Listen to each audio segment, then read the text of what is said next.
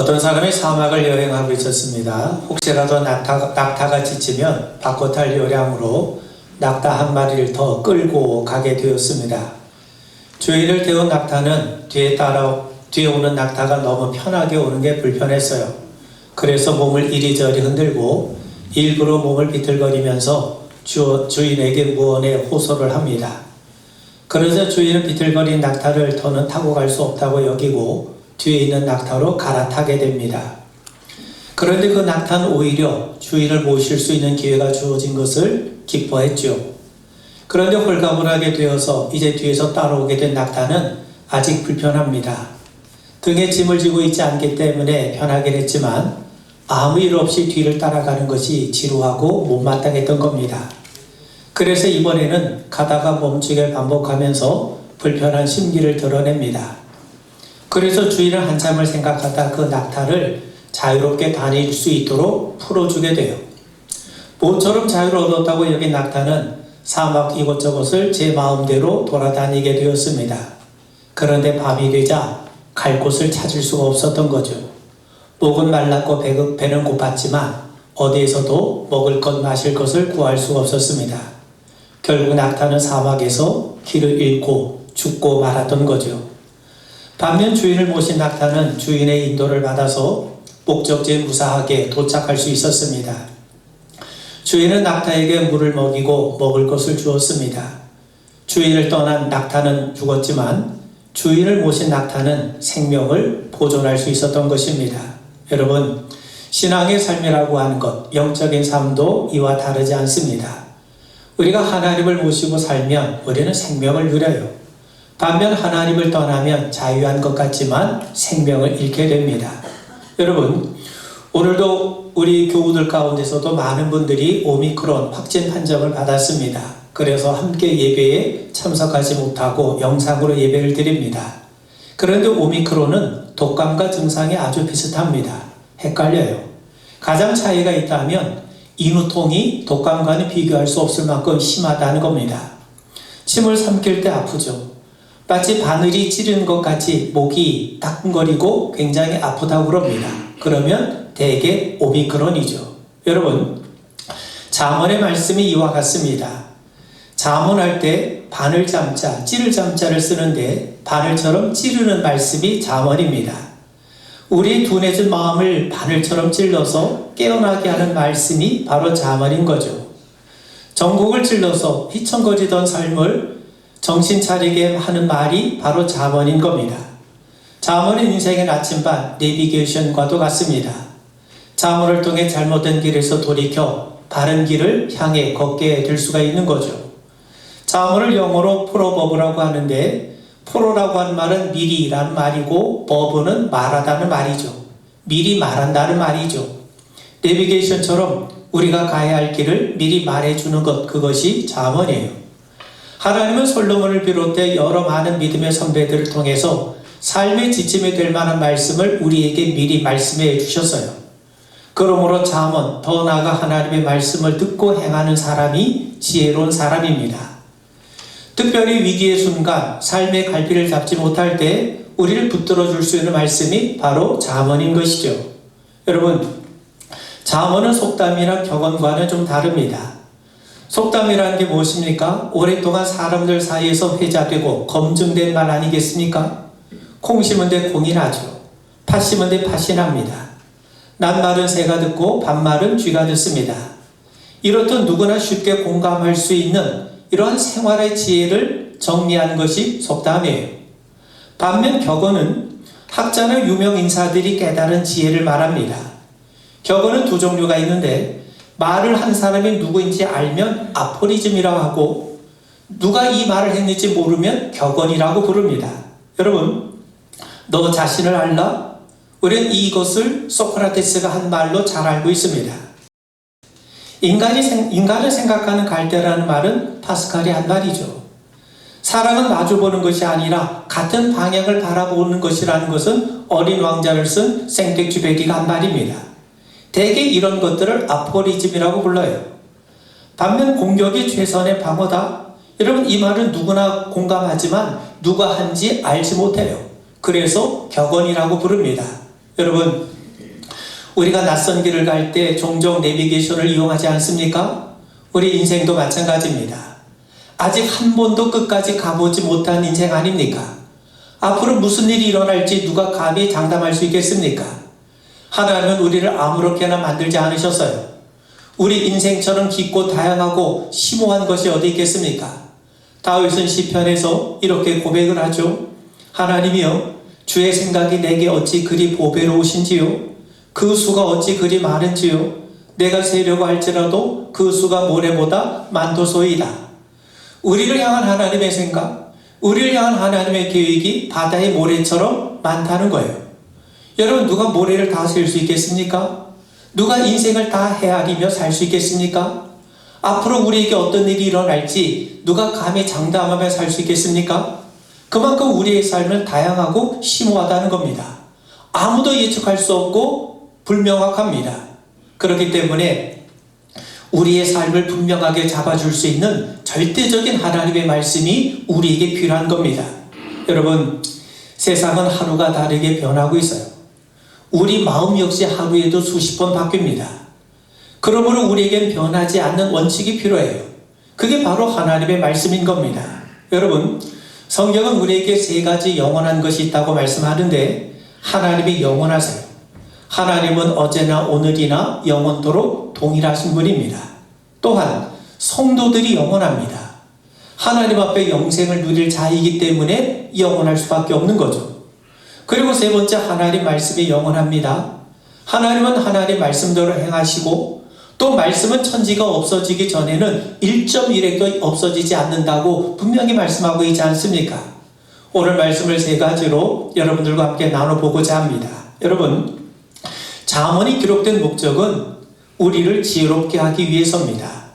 여러분, 2절과 4절을 보면 이는 지혜와 훈계를 알게 하며 명철의 말씀을 깨닫게 하며 지혜롭게, 공의롭게, 정의롭게, 정직하게 행할 일에 대하여 훈계를 받게 하며 어리석은 자를 슬기롭게 하며 젊은 자에게 지식과 근신함을 주기 위한 것이니. 여러분, 우리에게 필요한 것이 지혜라면 그렇다면 지혜라는 것 도대체 뭐냐? 성경은 우리에게 분명히 말씀합니다. 7절 오늘 본문을 보시면 여호와를 경외하는 것이 지식의 근본이거늘 미련한 자는 지혜와 훈계를 멸시하느니라. 여호와를 경외하는 것이 지식의 근본이라고 말씀해요. 또 잠언 9장 10절에 보면 여호와를 경외하는 것이 지혜의 근본이요 거룩하신 자를 아는 것이 명철이니라. 하나님을 경외하는 것이 지식의 근본, 지혜의 근본이라고 합니다.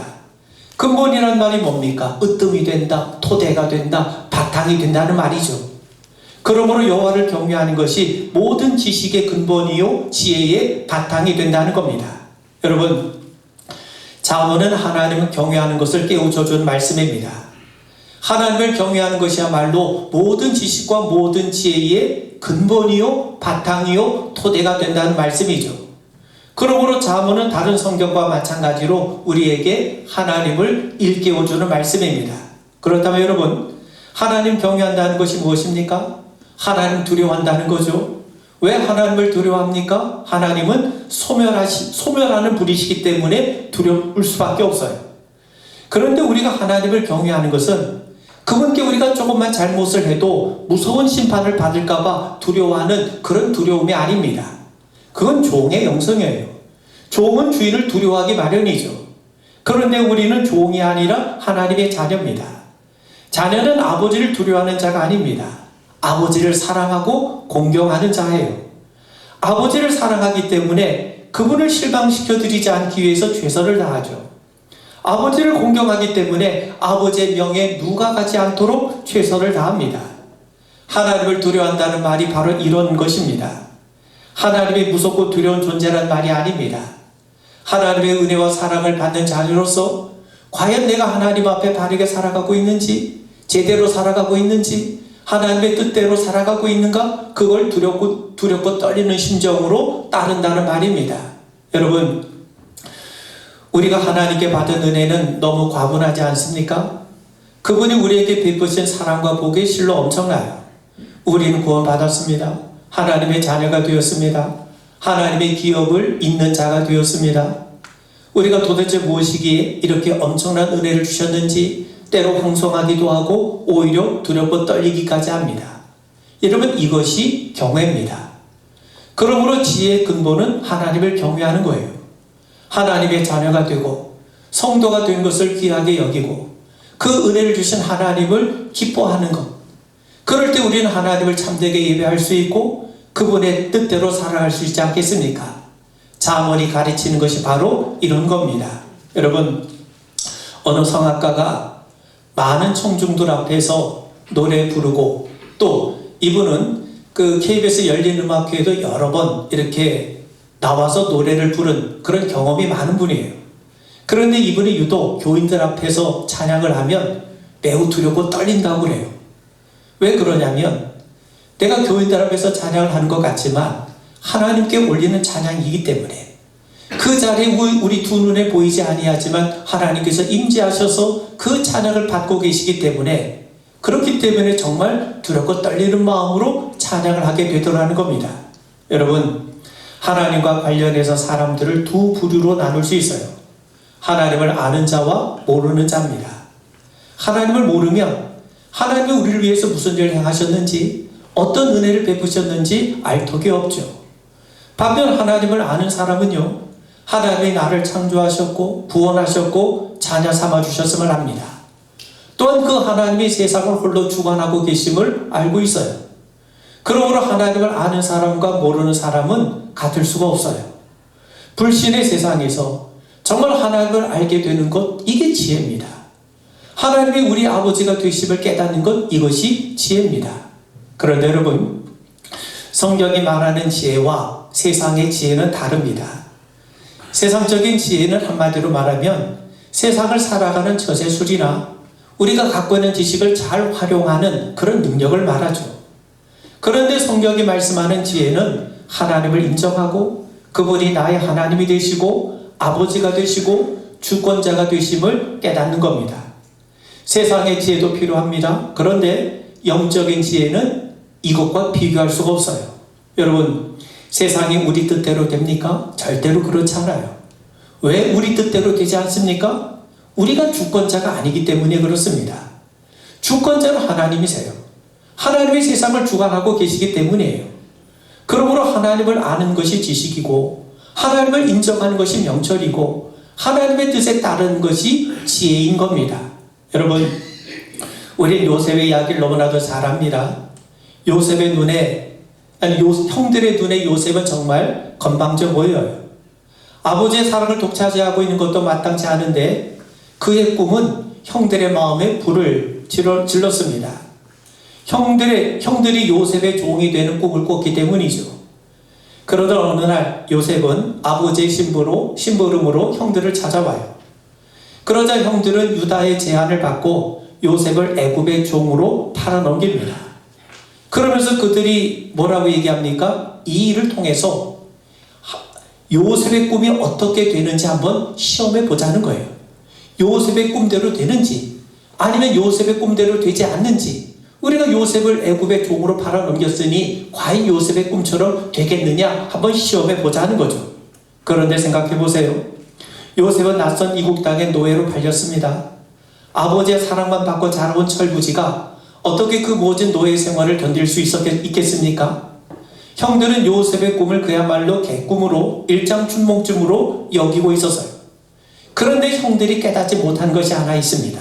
그건 뭐냐면 요셉에게 꿈을 주신 분이 하나님이란 사실입니다. 하나님이 세상을 주관하시죠. 하나님은 합력하여 선을 이루신 분 아닙니까? 형들이 방해하고 또 보디발과 그의 아내가 방해했지만 결국 하나님의 뜻대로 되지 않았습니까? 여러분, 사람들은 자기 자신이 자기 삶의 주인으로 생각해요. 내가 계획하고 행하고 성취한다고 여깁니다. 세상은 이런 사람들을 매우 똑똑한 사람이라고 인정해줘요. 그런데 성경은 이런 자들이 바로 가장 미련한 자라고 말씀합니다. 왜 미련합니까? 주권자가 하나님이심을 모르기 때문이에요. 여러분, 우리가 누가복음에 나오는 어리석은 부자 이야기 잘 알죠? 부자는 큰 수확을 거두고 창고를 쟀습니다. 이제부터 먹고 마시며 즐기겠다고 그럽니다. 그런데 하나님 오늘 밤 그 부자에게 그 생명을 거두어 가시겠다고 말씀하세요. 그는 인생의 주권자가 하나님이신 줄 몰랐던 거예요.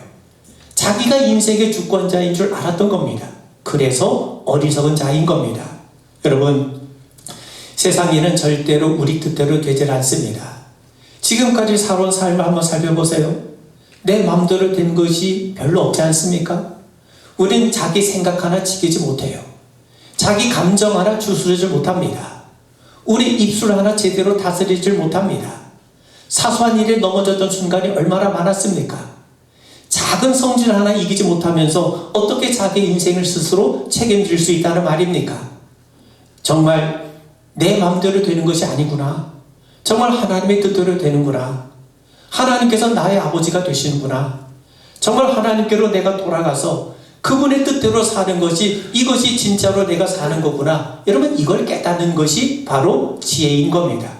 여러분, 지혜란 멀리 있지 않고 가까이 있어요. 어려운 것이 아니라 쉬운 겁니다. 문제는 우리가 알고도 실천하지 않는다는데 문제가 있는 겁니다. 여러분, 로버트 폴럼이 내가 알아야 될 모든 것은 유치원에서 배웠다는 책을 썼어요. 내용은 제목 그대로입니다. 우리가 정말 알아야 되는 것, 어떻게 행동하고 어떤 사람이 되어야 하는가 하는 것은 이미 유치원에서 우리가 이미 다 배웠다는 겁니다. 네가 가진 것을 다른 사람들과 나눠 써라. 어떤 물건이든지 네가 가져온 것을 도로 그 자리에 잘 갖다 놔라. 네가 어지럽힌 곳은 네가 치워라. 네가 아닌 것은 만지지 마라. 남에게 상처를 줬다면 미안하다고 말해라. 먹기 전에 손을 씻어라. 뭐든지 한꺼번에 많이 하지 말고 매일 조금씩 해라. 여러분, 이런 거 다 우리가 어렸을 때 유치원에서 배운 것 아닙니까? 우리가 유치원 때 배운 대로만 살아도 세상은 훨씬 좋아질 거라는 거예요. 여러분, 하나님을 경외하는 것이 지혜입니다. 지혜로운 자는 하나님이 주권자이심을 알게 돼요. 그러므로 하나님의 뜻을 즐겨 따르게 되고 즐겨 순종하게 됩니다. 여러분, 아브라함 잘 아시죠? 하나님이 아브라함에게 이삭을 번제로 바치라고 하세요. 그런데 아브라함이 아주 즉각적으로 순종합니다. 어떻게 아브라함이 즉각적으로 순종할 수 있었습니까? 그는 이삭을 제물로 바치기 전에 이미 아들이 죽지 않는다는 걸 알고 있었어요.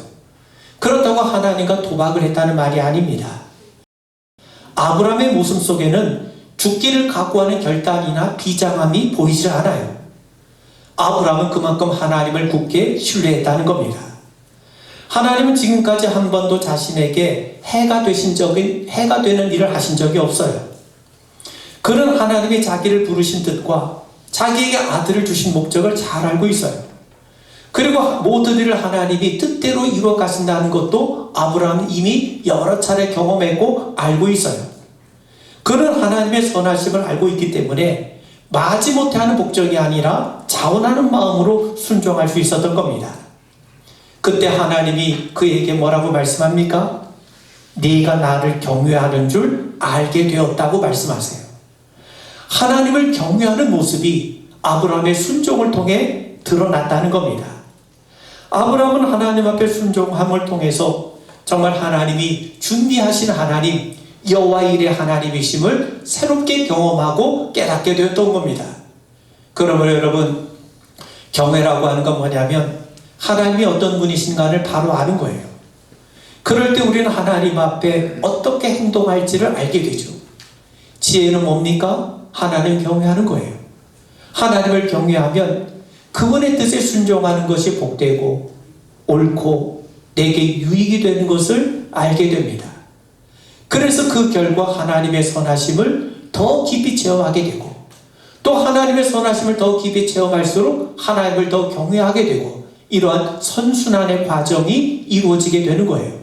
여러분, 이런 자가 지혜로운 자 아닙니까? 그러므로 지혜와 경외는 자문의 핵심이고 우리가 하나님을 따를 때 또 순종할 때 더욱더 하나님의 은혜를 체험하게 되고 그 하나님의 은혜를 누리게 되고 더 하나님을 경외하게 되는 거예요.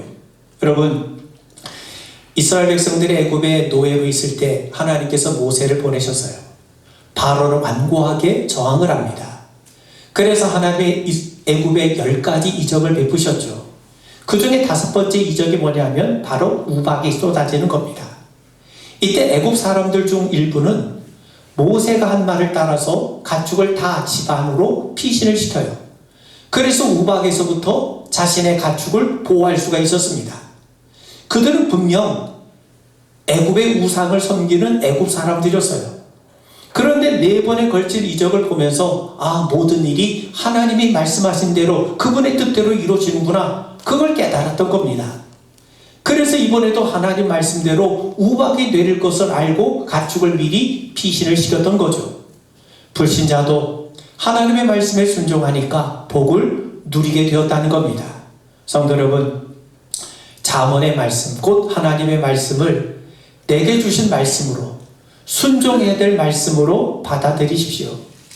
때로 하나님의 말씀으로 위로하실 때가 있습니다. 그땐 위로받는 게 지혜예요. 때로 하나님께서 말씀으로 꾸짖는 경우가 있습니다. 그럴 땐 내가 책망받는 것이 지혜입니다. 야고보 사도도 우리에게 말씀해요. 야고보서 1장 22절을 보면 너희는 말씀을 행하는 자가 되고 듣기만 하여 자신을 속이는 자가 되지 말라. 그러면서 하나의 비유를 들려줍니다. 여러분, 우리가 거울을 보죠. 머리가 헝클어져 있으면 빗으로 단정하게 빗습니다. 또 얼굴에 뭐가 묻어 있으면 세수를 하게 되죠. 옷 내무새가 어색하면 옷을 거울을 보면서 단정하게 합니다. 이걸 위해서 우리가 거울을 보는 것 아닙니까? 그런데 머리가 헝클어져 있고 얼굴에 뭐가 묻어 있는데도 아무런 일도 하지 않는다면 거울을 볼 이유가 어디에 있겠습니까? 여러분, 하나님이 우리에게 말씀을 주신 것은 순종하며 살라고 주신 겁니다. 우리가 순종할 때 하나님이 우리에게 주신 복을 누리며 살게 되는 거예요. 세상에 수많은 지식의 말들과 지혜의 말씀들이 있습니다. 그런데 인생의 결정적인 순간에 우리 인생을 책임져 주는 말은 오직 하나님의 말씀뿐이에요. 하나님 말씀만이 우리를 복되게 합니다. 그래서 신명기 10장 13절에 보면 내가 오늘날 내 행복을 위하여 네게 명하는 여호와의 명령과 규례를 지킬 것이 아니라, 하나님이 우리의 행복을 위해서 하나님의 율법을 주셨는데 그 율법을 지킬 때 비로소 우리가 주님이 주신 행복을 맛보며 누리게 된다는 것 아니겠습니까? 그런 의미에서 여러분, 하나님을 경외하는 사람은 말씀을 따릅니다. 말씀에 순종하게 되는 거죠. 중국 당나라 때 조주라고 하는 스님에게 한 사람이 찾아왔어요. 그 스님에게 스님, 도가 무엇입니까? 그러면서 자기 얘기를 한참 털어놓습니다. 한참 얘기를 듣던 스님은 잠시 차나 한잔 하시지요 하면서 차를 따라줍니다. 찻잔에 물이 넘치는데도 계속해서 주전자로 물을 따라주죠. 그러자 그가 스님에게 말합니다. 스님, 그만하시지요. 차가 찻잔이 물에 넘치고 있습니다. 그자 스님이 말을 해요. 당신 마음이 바로 이 찻잔과 같습니다. 이미 자기 생각으로 꽉 차 있으니 내가 말을 한들 무슨 소용이 있겠습니까? 하더랍니다. 그는 도를 깨우쳐 보겠다는 욕망이 가득했기 때문에 자기가 원하는 소리 외에는 어떤 소리도 들으려고 하지 않았던 거예요. 그런 자에게 할 수 있는 말이 뭐가 있겠습니까? 여러분, 사람들은 대개 자기가 듣고 싶은 말만 들으려는 경향이 있지 않습니까? 지식사회학계에서는 이런 경향을 선택적 지각이라고 합니다. 귀가 나빠서가 아니에요. 자기 관심사 아니면 아예 들으려 하지 않습니다. 그래서 예수님은 들을 귀 있는 자는 들으라, 이렇게 우리에게 말씀하신 것 아닙니까? 여러분, 성경은 지혜가 우리를 부른다고 해요.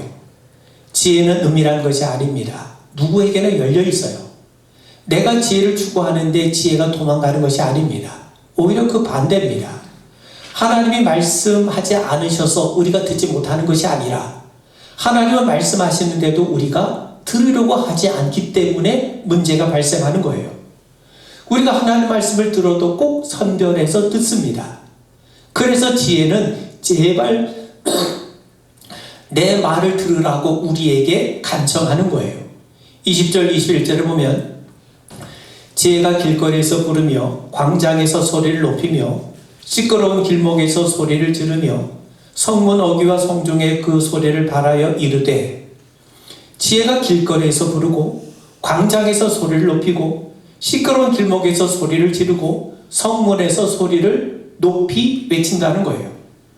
왜 조용히 말하지 않고 시끄럽게 소리를 높입니까? 안타까운 마음에, 간절한 마음 때문에 그렇습니다. 하도 듣질 않으니까 소리를 질러서라도 들으라고 간청하는 거예요. 그렇다면 지혜는 무엇을 외치고 있습니까? 22절 23절을 보면 너희 어리석은 자들은 어리석음을 좋아하며 거만한 자들은 거만을 기뻐하며 미련한 자들은 지식을 미워하니 어느 때까지 하겠느냐. 나의 책망을 듣고 돌이켜라. 보라, 내가 나의 영을 너희에게 부어주며 내 말을 너희에게 보이리라. 책망을 듣고 돌이키라는 거예요. 왜 책망합니까? 우리가 잘못된 길로 가고 있기 때문에, 그리고 그 잘못된 길로 가면서도 그 길이 잘못된 길임을 모르기 때문에 책망하는 거죠. 여러분, 무턱대고 소리부터 지르는 게 아닙니다. 처음에는 조용히 말해요. 근데 듣지를 않아요. 그러면 목소리가 커지고 급기야는 책망이 나와요. 근데 요즘은 아이들 기죽인다며 책망하지 않습니다. 현대 교육에서도 책망은 잘못된 교육 방법으로 치부하고 오히려 격려와 칭찬만을 강조해요. 물론 격려와 칭찬은 중요합니다. 그런데 책망 받아야 됩니다. 그래야 잘못된 길에서 벗어날 수 있는 거예요. 왜 책망합니까? 길을 죽이기 위해서 책망하는 것이 아니라 책망을 통해 바른 길로 돌이키라는 겁니다. 여러분, 성령님은 진리의 영이 되시고 위로의 영이 되세요. 동시에 성령님은 책망의 영이십니다. 요한복음 16장 7절 8절을 보면 예수님 말씀하시기를 내가 떠나가지 아니하면 보혜사가 너희에게로 오시지 아니할 것이요 가면 내가 그를 너희에게 보내리니 그가 와서 죄에 대하여 의에 대하여 심판에 대하여 세상을 책망하시리라. 여러분, 성령님은 보혜사죠. 보혜사는 위로자라는 뜻입니다. 하나님은 우리를 위로해 주세요. 그런데 위로만 주시는 것이 분이 아니라 동시에 성령님은 책망하는 분이기도 하십니다. 하나님을 경외하는 자는 하나님이 위로하실 때는 위로를 받고 또 하나님이 책망하실 때는 책망을 들을 줄 아는 자, 이런 자가 지혜로운 자입니다. 우리가 책망을 잘 받으면 하나님의 영이 부어진다고 말씀해요. 이 말은 무슨 말입니까? 하나님의 책망을 잘 받을 때 성령의 뜻에 따라 살 수 있다는 말입니다. 여러분, 책망을 받기 전에는요, 뭔가 잘못된 영에 내가 붙들린 거예요.